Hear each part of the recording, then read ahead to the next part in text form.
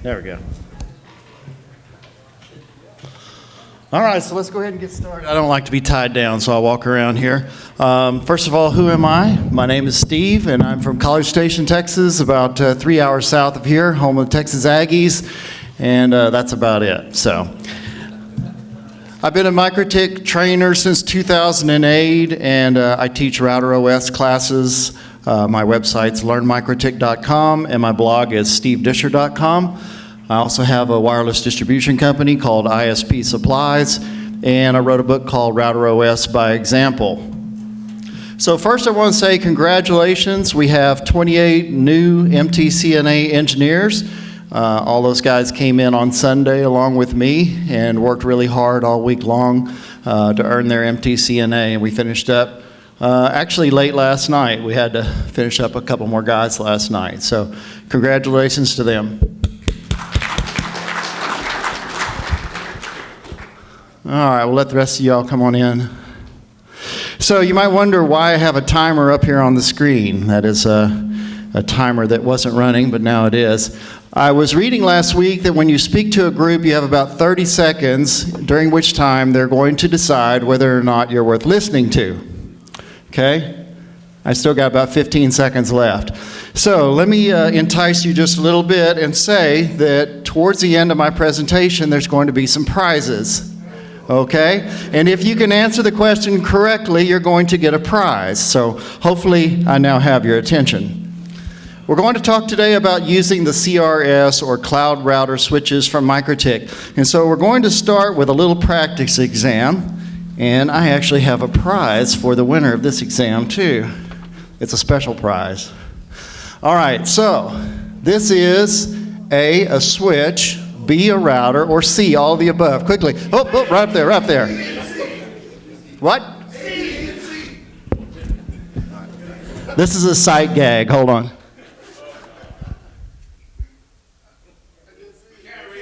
Well, good God, it says Make America Great Again.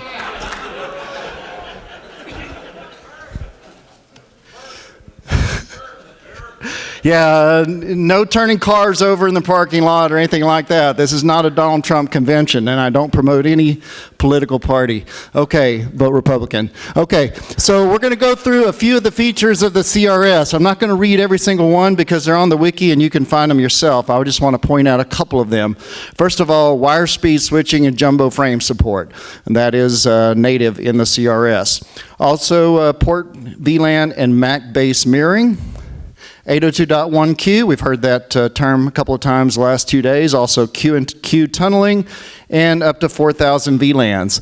These are important numbers to remember if you want a prize. Also port isolation and leakage, trunking, including standards-based link aggregation groups or lag groups, and also layer 2 QoS. And we'll look at what we can do with a few of those features here in a moment. Also traffic shaping and ingress and egress ACLs. So those are the switching features of the CRS, but don't forget this thing also runs Router OS. So it's not only a switch like we said, but it is also a router. So true or false, Steve knows how to use all the capabilities of the cloud router switch. You're right, it is false. But it really doesn't matter because there's like 3 or 4 things that you're going to want to use on a daily or weekly basis, and everything else is just some special feature they've added to address some particular circumstance. So if you can do 3 basic setups that we're going to go over in just a moment, you'll probably have everything you need to use these things like they were intended. So true or false? We're not at the part where you get prizes yet. This is just a warm-up. Okay, true or false, I can solve most, if not all, the switching needs of an average WISP or integrator by learning 3 basic switching setups on the CRS. Good golly, I just said it. Yes, absolutely. So we're going to look at 3 setups as we go along here. Here's our agenda. It's short. I won't keep you really long because I know everybody's starting to wear down, but first of all, why do we want to switch? Why not just use one bridge and put everything on the bridge, right? It's easy, it's simple, it's quick, and we'll see why that may not be a great idea. Second, we'll look at a little background knowledge to make sure everybody understands what VLANs are, how they work, and why you might even care. And finally, we'll do 3 examples of different setups that you can do. So here's our friends, the minions. They're going to take us back to school here for a moment. And we'll start out with the question, why use switching instead of bridging? Okay? I thought I'd at least get a little chuckle out of that. Don't be a bridge hater. Thank you for the gratuitous chuckle. So first of all, about bridges. Bridges are easy, okay? You click the bridge button, you make a new bridge, you put some ports on it, and now the thing acts kind of like a switch. But bridges are best for ports that can't be joined any other way. Some examples of that, wireless to Ethernet. You can't put the wireless interface on a switch like you can the Ethernet ports. So in that case, you have to use a bridge. It's important to know that bridges are done in software, so there's going to be a resource or performance hit. Okay, so if we can avoid using a bridge and use mostly the switch chip, we're going to get better performance. And finally, and I've seen this with the RB2011, bridges can max out your CPU before the interfaces actually hit wire speed. So we want to avoid bridges if we can. So that begs the question, how are switches different than bridges? This is a diagram showing the switch chip in the CRS 2226, I believe. At any rate, what you see here is that we have parallel paths that the packets can follow through the interfaces. They either take the red path, which is bridging, or they take the other path, which appears to be green, maybe almost black, but they can take the other path, which is switching. So if a port comes in an interface and it has to go through the bridge, that means it essentially has to go through the CPU. On the other hand, if a packet comes in an Ethernet port and we're using the switching function, it can go through the switch chip and then exit the other port. Now, it's not to say that some packets that are switched are not processed by the processor, but for LAN communications and packets that are just passing from port to port, we can bypass the CPU and get a lot better performance.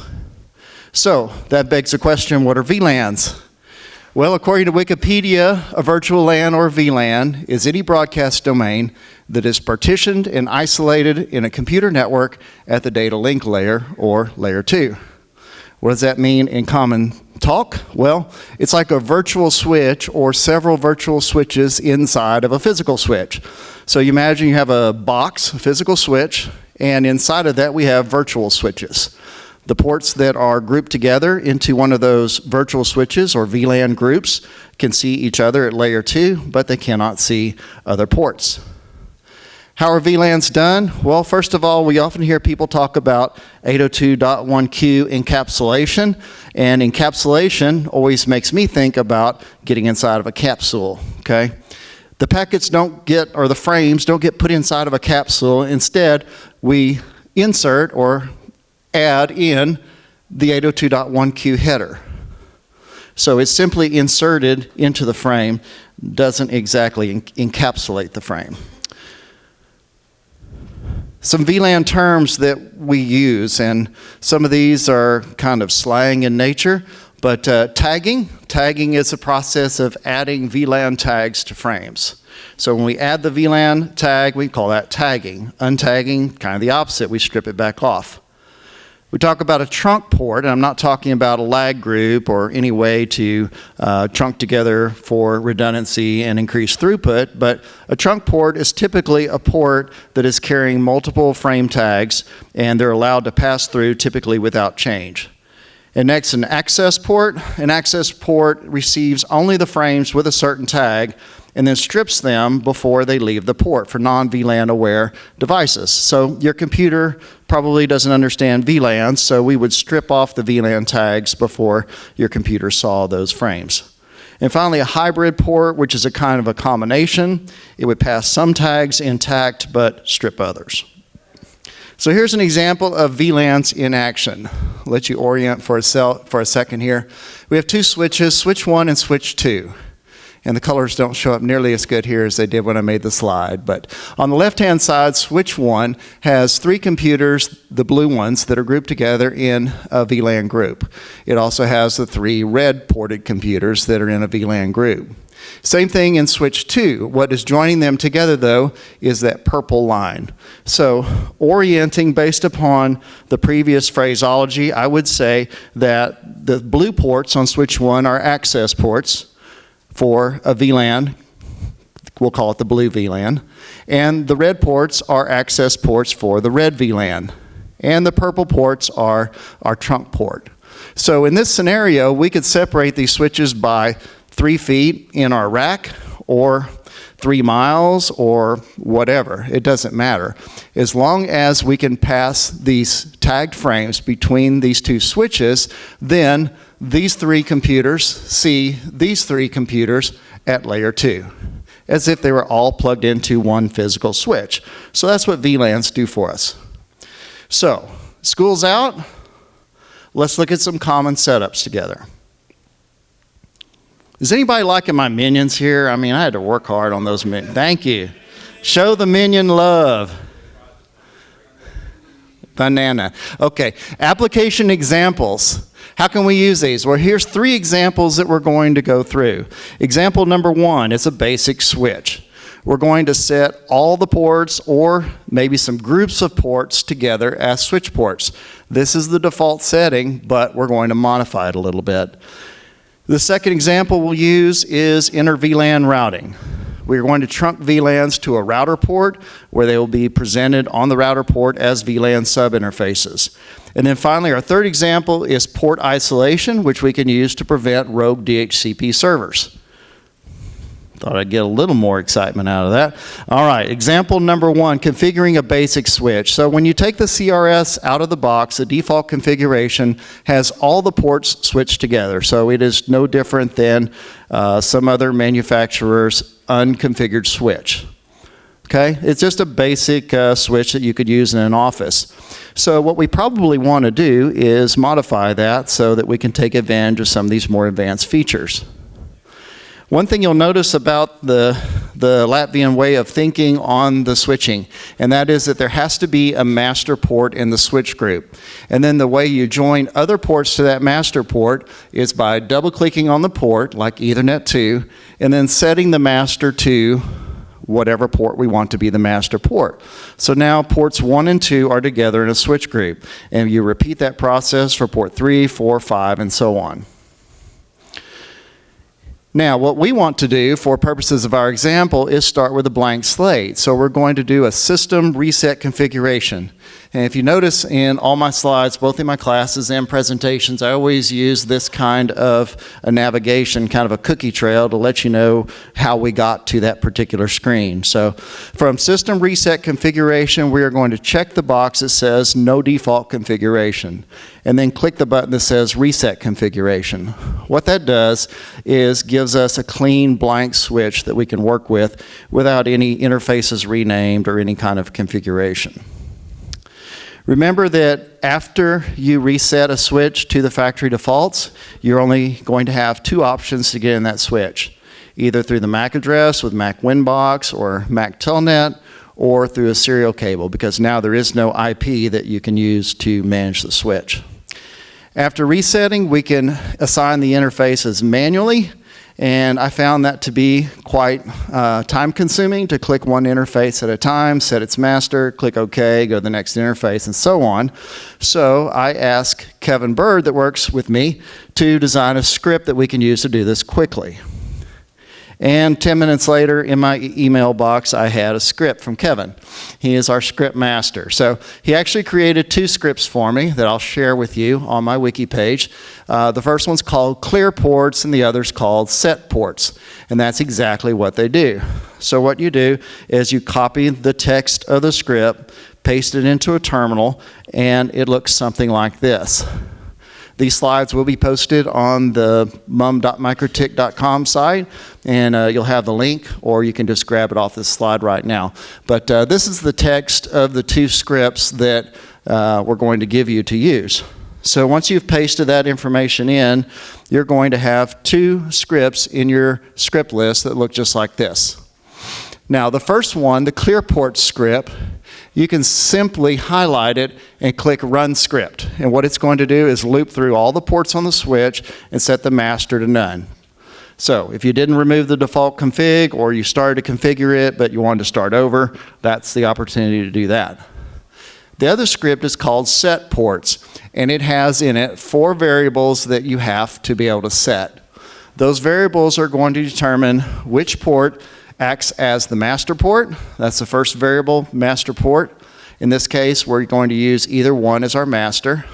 The second variable is port type, which we have set to either, ETHER. Why is that significant? Well, if your switch has SFP ports, you need to set that to SFP. And then the last 2 variables there are port start and port stop. And that's going to refer to which ports are going to be part of your switch group. So in this case, we go in, we edit, we put either one, type is either. We're going to start at port 2, we're going to go through port 6. We now hit apply and OK, highlight the script in the script window, click run script, boom, our ports are configured. Doesn't matter if it's 2 ports or 20, it does it really quick. So assuming that we create 2 switch groups like this. In this case, we've got Ethernet 1 and subordinate interfaces are 2 through 6. And we've got Ethernet 7 with subordinate interfaces 8 through 12. So essentially we have 2 virtual switches inside of our actual switch, our hardware switch. And this is the way it would look in the interface list when you got done. Always try and change the name of the interface or add a comment so I know which one is my master and I can go back and find it quickly. Okay, so that's it. Those 2 scripts will help you set up switch groups all together. The second example we're going to look at is inter VLAN routing. This goes by several different names, router on a stick and so on, but really this is a common configuration when a router needs many independent ports. Now, we already said that the cloud router switch is a router already, so it already has 24 ports to work with, so not too shabby. But if you need 48, 96, whatever, you can do this using inter VLAN routing. Using inter VLAN routing, each switch port appears as a separate virtual interface on the router. So the router suddenly believes that instead of only having 24 ports, it's got many, many more. So here's an application example for this type of thing. I'm not using a lot of switch ports here. I just want to keep the slide as simple as possible. In this case, we have a router on the left-hand side of the screen, and we have Ethernet 1 on the router connected to Ethernet 24 on the switch. In this case, it's a CRS. We have 3 VLAN interfaces we've configured on Ethernet 1, VLAN 10, 20, and 30. Each has its own IP address, 192.168.1, 192.168.2, and so on, and each has its own separate DHCP server. Ethernet 24 on the CRS is considered to be our trunk port, and then we have 3 different port groups. We have either 1 through 3, 4 through 6, and 7 through 9. Each are independent. So in the case of either 1 through 3, Ethernet 1 is our master port, 2 and 3 are slaves to Ethernet 1. So hopefully we've got you oriented now. VLAN 10 is our first group of computers, 20 is our second, and 30 is our third group. So the application here could be an office that has 3 different buildings, 3 different departments. You want to be able to keep them separate, maybe firewall traffic between them, and so on.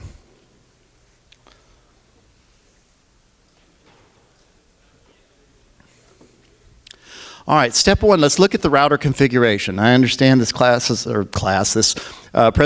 is about switching, but in order to do inter VLAN routing, we've got to have a router too. So we'll start with our router configuration. Pretty simple to set up VLANs in Router OS. You click Interfaces and then go to the VLAN tab. Once you're there, you click the plus sign. You name your VLAN. I always name the VLAN the same as the numerical VLAN ID so I can stay sane. And then you click OK. In this case, we got VLAN 10 with a VLAN ID of 10 on interface Ethernet 1 trunk. We did the same thing for VLAN 20 and the same thing for VLAN 30.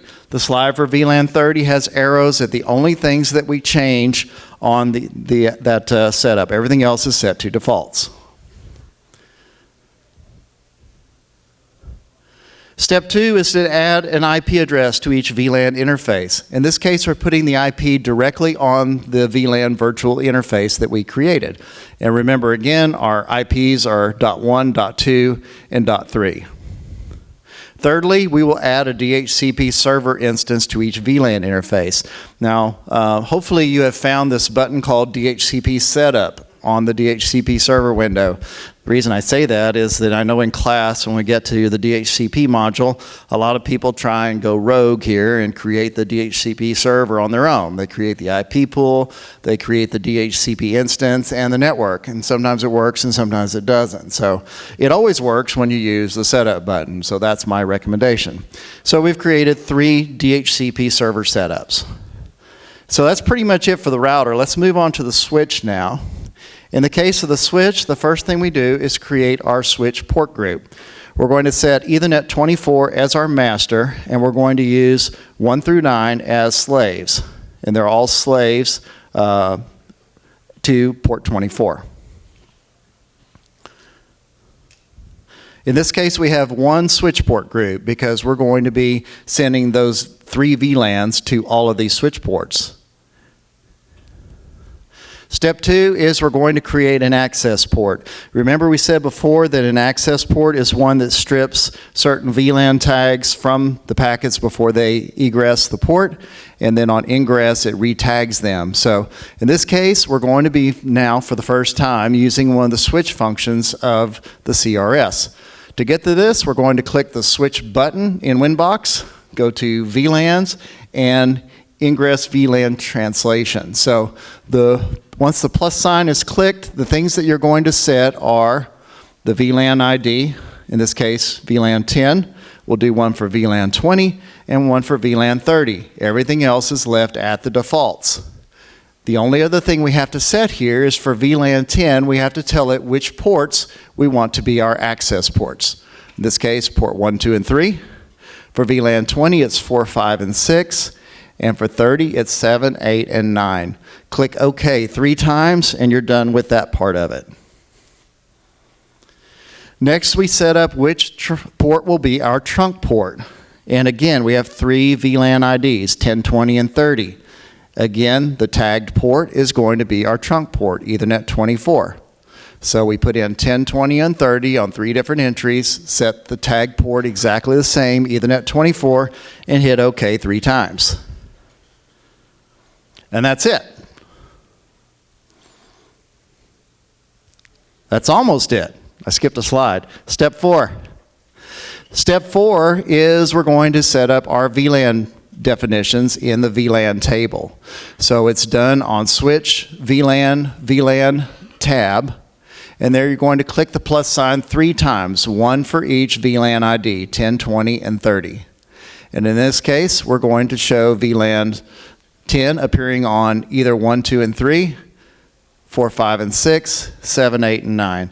So these slides will be posted up on the MUM site, and you'll be able to follow that example. It's really straightforward.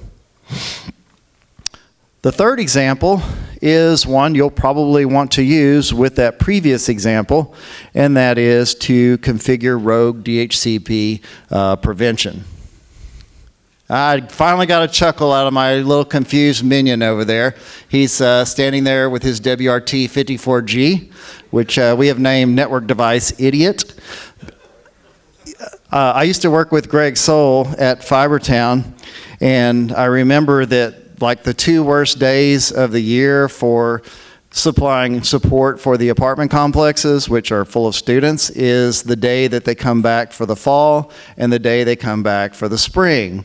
Because inevitably, Dad would take them down to Office Depot, buy them a Linksys router, bring it in, and plug it in the wall backwards. So now we had rogue DHCP servers. So it definitely can happen. You've got to have a way to mitigate that particular problem. So here's our example. We have an MDU, apartment complex, whatever. We have one trusted DHCP server on the 172.16 network. That router and DHCP server is plugged into our cloud router switch. And then we have customer jacks throughout the building.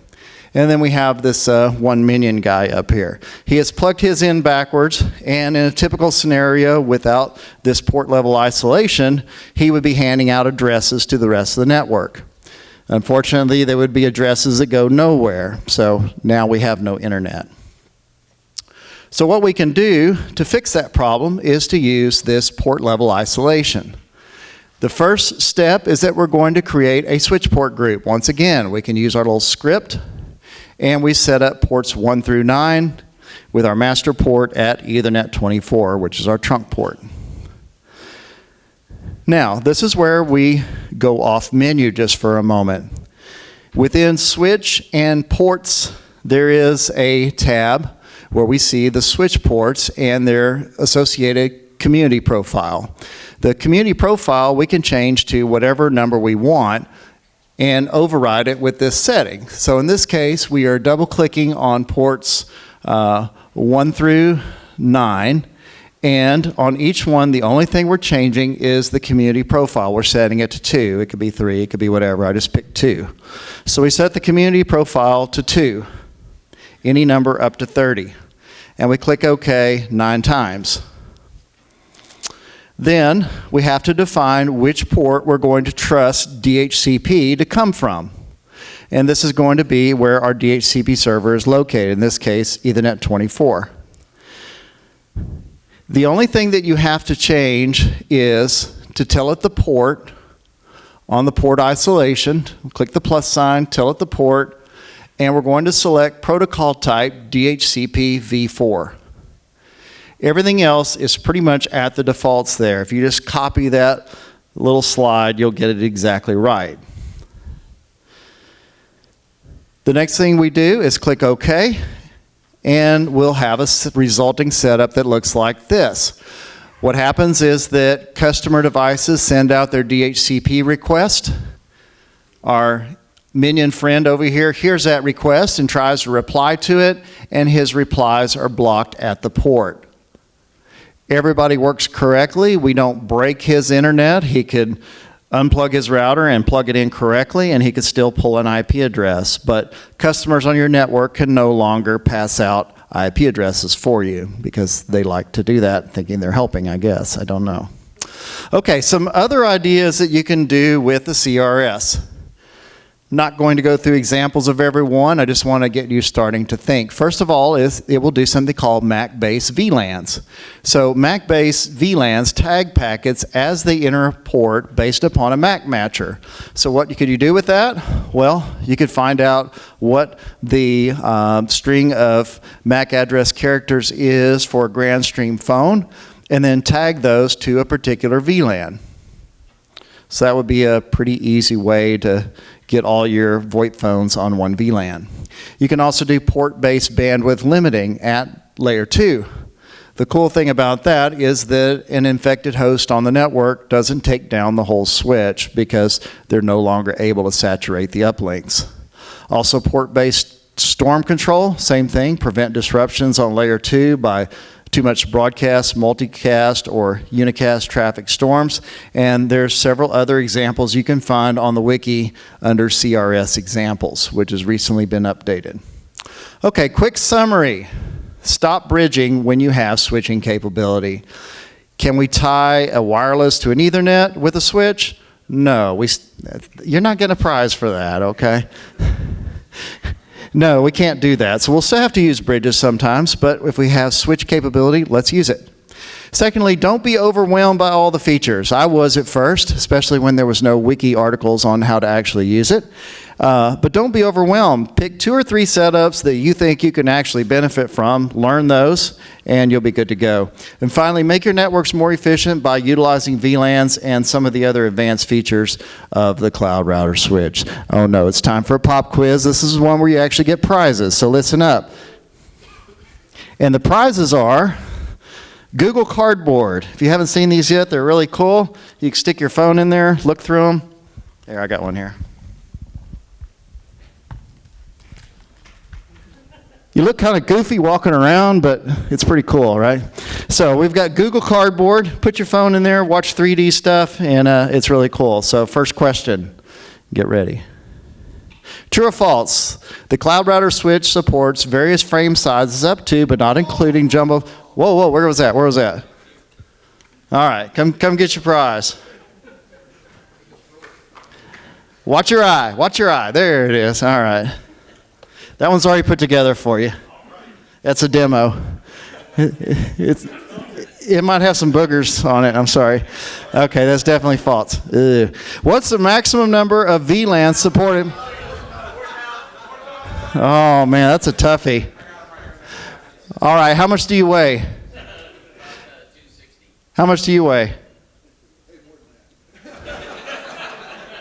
If you two were to fight it out, which one would win? All right, here it is. My beautiful assistant will pass that out. Okay, it is 4,000, right? Okay. Which is done in software, switching or bridging? All right, the guy that didn't get a prize gets a prize this time.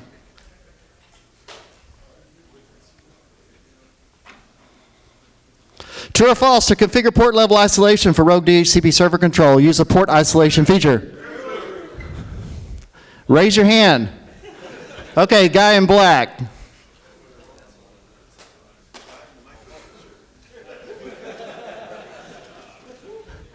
All right, and last but not least, true or false, to configure a basic switch on the CRS using the switch chip, create a bridge interface, and add ports to it?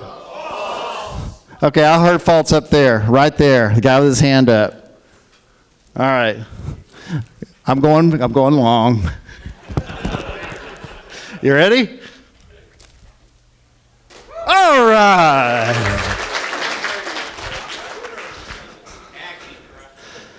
All right. Questions? There is a question. Ah, here comes the microphone.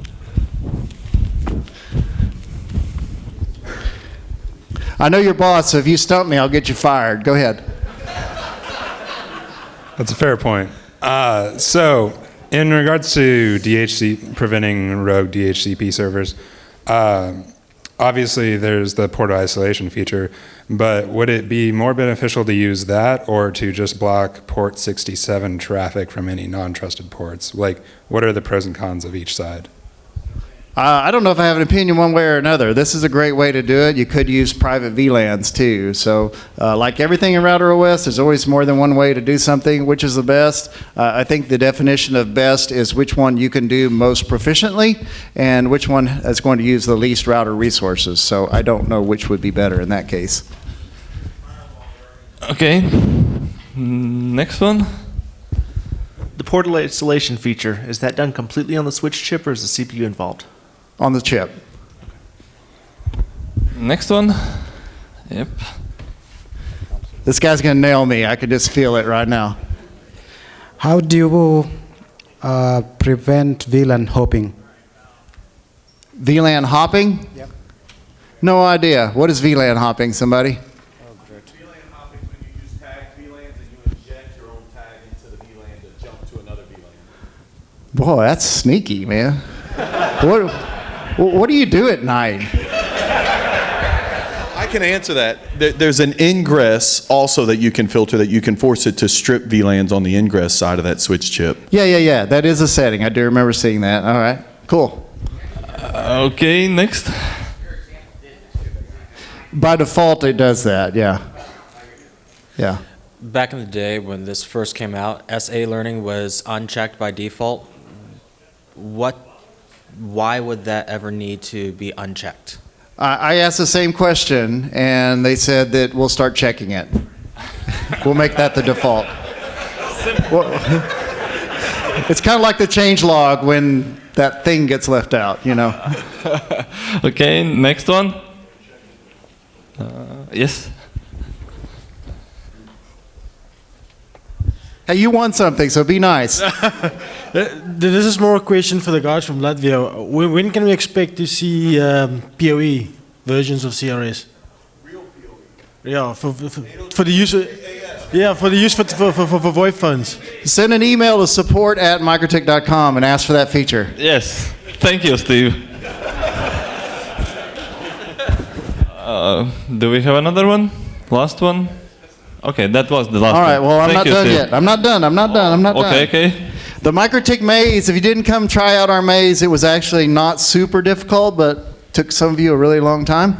But anyway, all it was is 5 meta routers that were connected together with physical interfaces, which to them is virtual interfaces. But anyway, long story short, some had IP neighbors on. They were meant to take you someplace that was a dead end.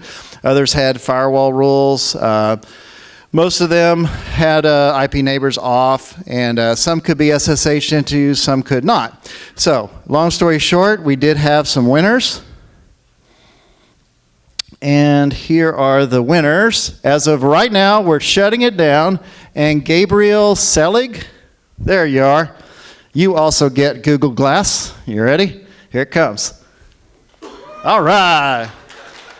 Number 2, Greg Soul. I'll just keep yours down here. I'll bring it up to you, bro. Andrew Cox. I'll take his up to him, too. Bunch of lazy people. Josh Rollins, you still here? All right, I know Josh. I'll get that to him. And Stephen Duffy. Well, what do you know? All right. What's that? Whatever. All right. I got one more thing.